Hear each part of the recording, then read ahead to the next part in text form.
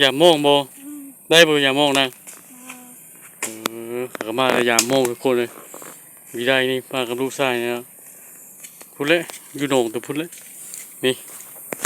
ขนาดหาดเมื่อดีเลยทุกคนเลยหาดดีแล้วฝนตกเมื่อคืนนี่นะ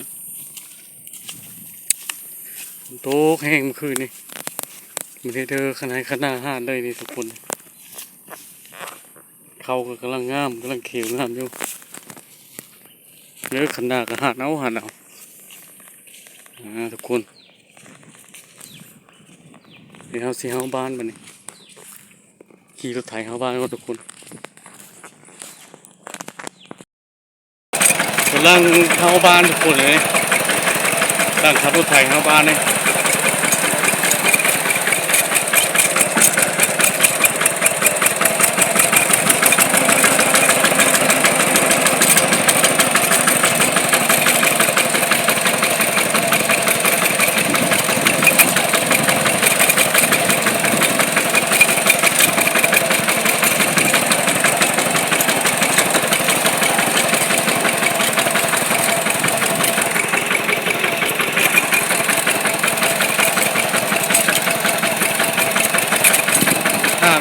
หน้าเลยทุกคน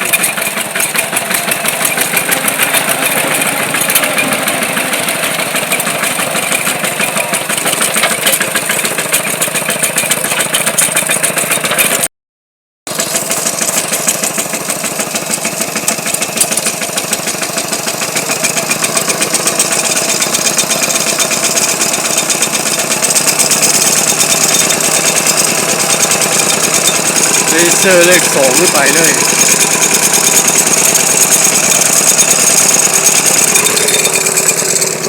กูนั่งนั่งอยู่ท้ายกู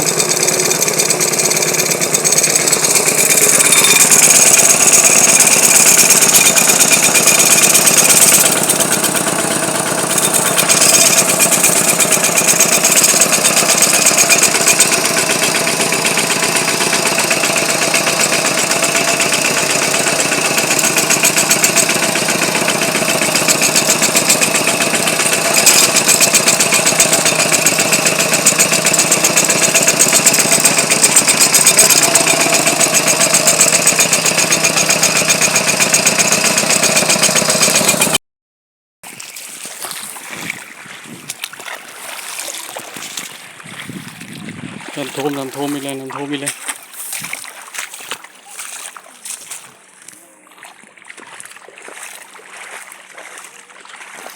ผมเก่งอีกแล้วนะ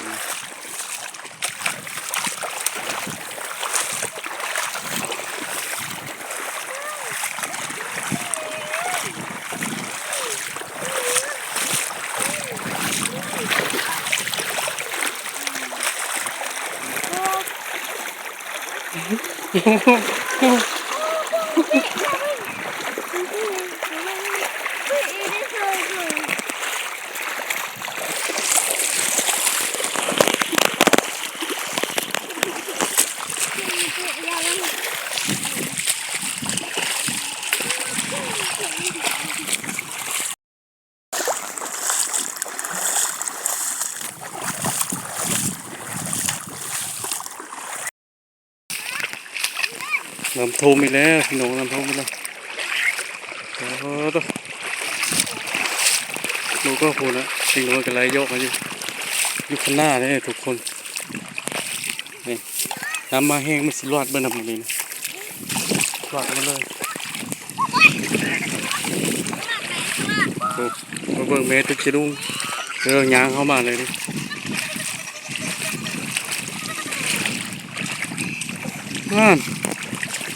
เฮ็ดเพิ่นใช่เมเด้กำลังย่างไปยามเบ็ดทุกคนเลย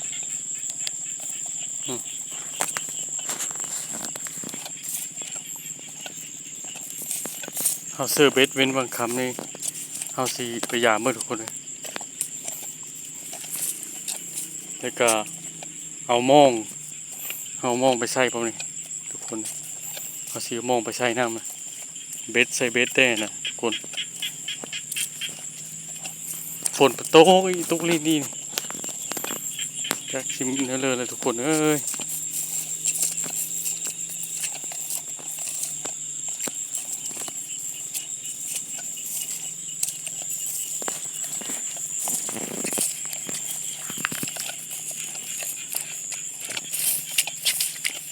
เสียงเขตเสียงเลยโอ้ยทุกคน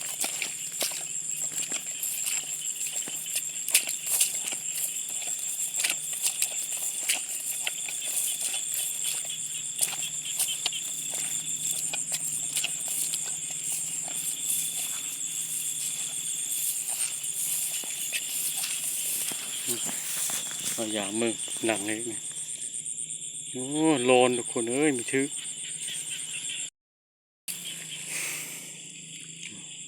หลังนี้ก็โลนทุกคนเอ้ยมีมามีไปเลยเบิ่งนี่ก่อน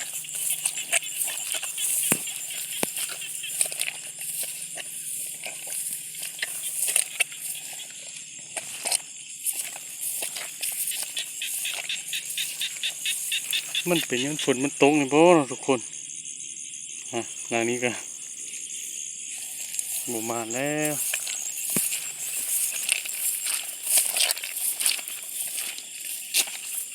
โอ้หลังนี้รูดได้ทุกคนนี่เนาะโอ้ตัวบนนี้แยะมายามแล้วมีท่านนะทุกคนนะมันเกลียวไม้เลยนี่มันเกลียวกับไม้โอ้ขันเอามาท่านได้เลยนี่เนาะเดี๋ยวฮอสิมาเป็นเยอะมันก็ทุกคนนะเดี๋ยวฮอสิเยอะขี้กระเดิดมาใส่ขาวกลับลงมาเลยอะไรทุกคนมาเลยนี่ได้ปลาลดเลยตัวนี้นี่โอ้โอ้เกือบไปทุกคนเลยนี่เอาได้ปลาลดตัวหนึ่งแล้วมาแล้วทุกคนนี่ได้ปลาลดตัวนี้เขาจับไปอยู่ในยังมันไปนะเขามองลงไปซื้อที่นี่มองซื้อเป็นที่นี่นี่คือทุกคนซื้อตัดน้ำเนี่ยจะตัดนี่แต่โหยตัดหงไหมตัดหนองเนี่ยนะทุกคนน้ำมันไหลพานมาเนี่ยเลยลงไปซื้อแป๊บเดียวถือเลยนะ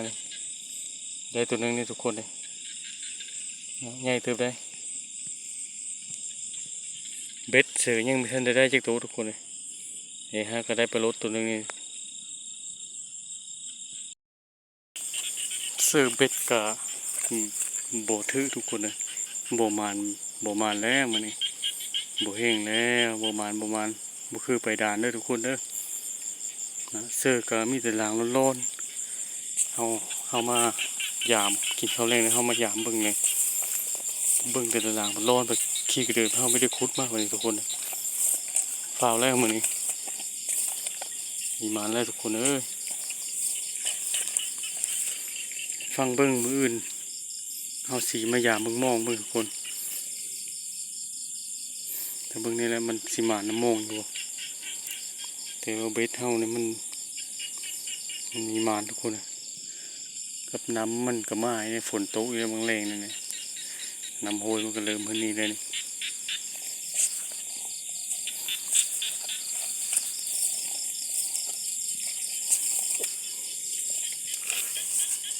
ป่ามันเป็นแต่มีอยู่ทุกคนบึกป่าบึงยังก็เป็นแต่มีอยู่บึงน้ำแต่ว่ามันเบ็ดนะสงสัยปลาซิวนะทุกคนปลาซิวนี่น้อยมันเห็บมันอันนั้นนะเห็บที่กระเดินนะมันเห็บมันให้ร้อนก้อนละปลาใหญ่ไม่ทันได้เห็นแต่มันก็เลยมีทื่อทุกคนมันกินหมดก้อนเลยเยอะมันร้อนมาเลย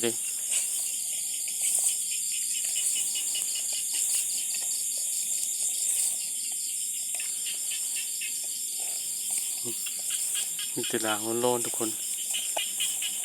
เดี๋ยวมือสาวสิมากู้ทุกคนกู้เบ็ดเนาะเสือฟังถือปลาโลเล่ตัวนี้ทุกคนได้ปลาโลเล่ตัวนึงเดี๋ยวมือสาวสีมาลุ้นเบิ่งนำกันเนาะว่าสีมานจะโตนะโดยเฉพาะปลาเบ็ดเสร็จแล้วเลยทุกคนยังไม่ได้เลยปลาเบ็ดนะ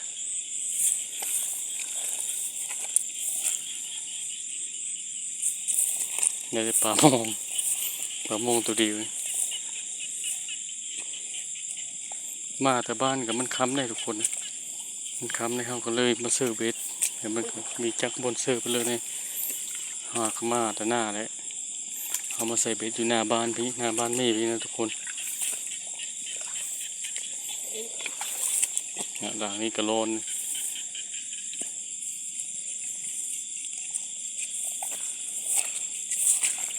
เท่าว่าบูเห็นปลาลายไปแล้วเราเราตึกจะลุงกะบูเห็นอะไรปะบูจะมีปลาอะไรเอาแล้วเบ็ดมาใส่ลงเบิ่งนะใส่แล้วบูเห็นทึกเลยนะทุกคนมีแต่หลางโลนแต่หลาง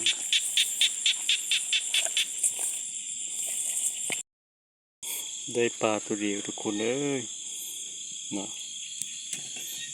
ได้ปลาเล็กตัวเดียวไม่ได้ปลาลุดแล้วตัวเดียวนะ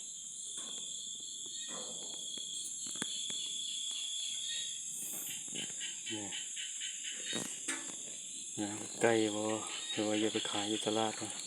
จากนั้นเลยทางกันยะเนี่ยไปไม่ได้ทุกคนฝนก็ตก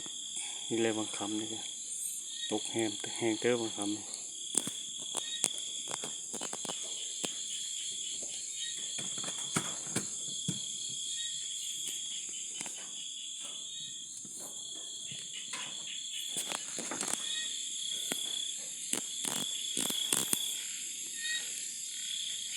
นี่ก็หอยนี่ก็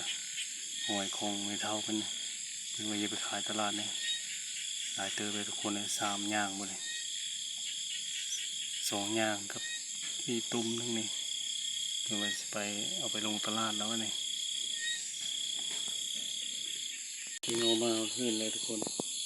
เอามาหากมาหอดแล้วนี่มาหอดเลยแบบนั้นขึ้นมาเอาปลาใส่โครงใส่นั้นไว้ทุกคนปลาก็ได้ปลาตัวเดียวปลาลุ่นแล้วตัวเดียวทุกคนเอ้ยบัวมาปานใดเดี๋ยวมือเราสิพยายามเบิ่งมองที่เราใส่ไว้นะเราสิพยายามเบิ่งน่าจะถืออยู่แล้วจะว่าเราทุกคนนะอันนี้เราสิได้ปิดคลิปทุกคน